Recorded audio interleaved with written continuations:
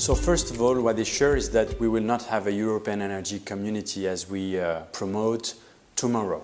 It will need time to have the energy policy that we have today.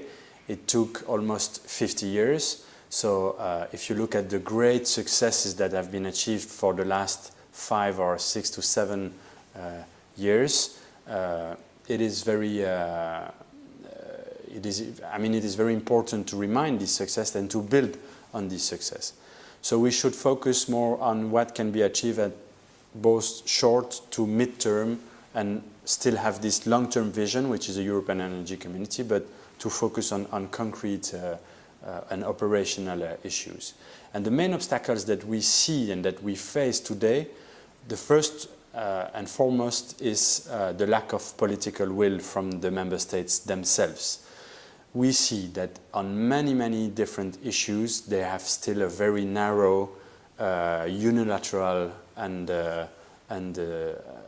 national vision of energy issues. If you look at the transition, the energy transitions that are taking place in many countries within the EU, if you look at the issue of security of supply, and mainly for electricity, if you look at the issue of financing projects of innovation, research and development, I mean, on all these issues, they have still a very central nationalistic vision. And the problem is that, as I mentioned, and as we see day after day, these decisions taken unilaterally, however, affect politically, economically, but also technically the neighboring energy policies, the neighboring energy networks of other countries. So they need to be addressed all together. We need a common vision and common solutions to these problems rather than, so we should focus, let's say, more on interdependency rather than national independency. The second problem, the second obstacle that we face is the lack of implementation of the rules that have been adopted at the EU level itself. And the problem is also that member states do not, and certain operators do not respect these rules. So as long as this is not changed, we will not have a proper European energy policy in place.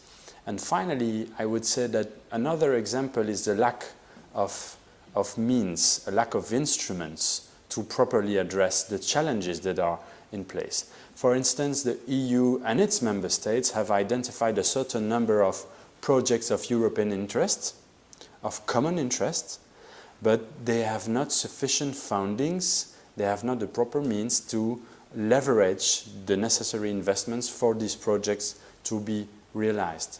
And another issue is that on energy, when you mutualize certain projects, you build an interconnection, you develop wind offshore energy in the North Sea of Europe or other projects, there are always winners and losers. And in the name of solidarity, for instance, you need to compensate between these winners and losers to have a fair solution at the end.